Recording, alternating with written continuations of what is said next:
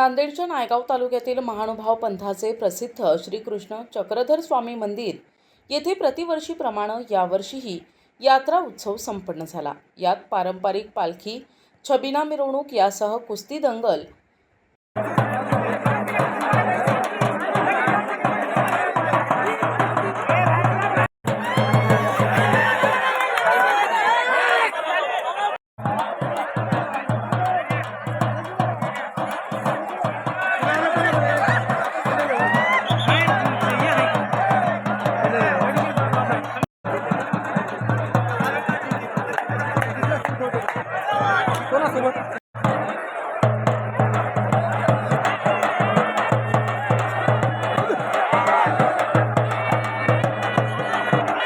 महाराष्ट्रातील नामवंत मल्ल दाखल झाले।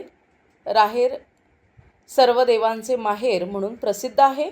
सुमारे 850 वर्षांपासूनची अखंड परंपरा चालू आहे आणि त्यामुळे दरवर्षी चैत्र वद्य सप्तमीला इथे यात्रा महोत्सव संपन्न होतो। वर्षातून देवाचा गौरव करावा या स्थानावर ज्या श्री चक्रधर स्वामींनी जी पवित्र लीला केलेली आहे, अशा त्या पवित्र स्थानाचा गौरव करावा या हेतून परंपरागत अनेक वर्षांपासून, त्याच्यासाठी निश्चित असं सांगता येत नाही किती वर्षांपासून यात्रा सुरू झाली, परंतु श्री चक्रधर स्वामींच्या पदस्पर्शाने 800 वर्षापासून हे स्थान पवित्र झालेलं आहे आणि अनेक वर्षांपासून या ठिकाणी यात्रा महोत्सव संपन्न होतो।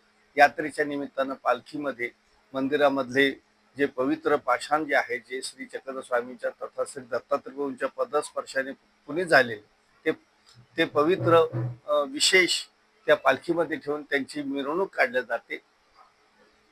शोभायात्रा निघते, त्याला छबिनाही म्हणतात, पालखी मिरवणूकही म्हणतात। अशा प्रकारे काढले जाते। परिसरातून सर्व पंचक्रोशीतून अनेक गावावरून भक्तमंडळी या यात्रेसाठी येतात आणि लोक दर्शन घेऊन तृप्त होतात, संतुष्ट समाधानी होतात आणि या ठिकाणी जो मनोर्थ केला, ज्याने जो मनोर्थ केला त्याचा तो मनोर्थ पूर्ण होतो।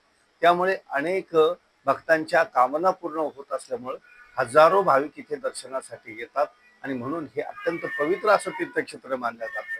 महानुभाव पंथाची अशी धारणा आहे की राहेर हे सर्व तीर्थांचं आहे, कारण ब्रह्मगिरी त्र्यंबकेश्वर पासून येणारं जे पवित्र श्री चक्रधर स्वामींच्या चरणस्पर्शाने पावन झालेल्या स्थानांपासून येणारं जे पाणी आहे ते तीर्थ रूपाने या ठिकाणापर्यंत इथे जिथं महान तीर्थ होतं, असं या महान या तीर्थस्थानाची महती आहे।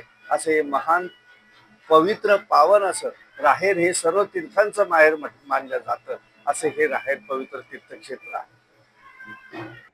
प्रतिनिधी हनुमंत चंदनकर, NTV न्यूज मराठी, नांदेड।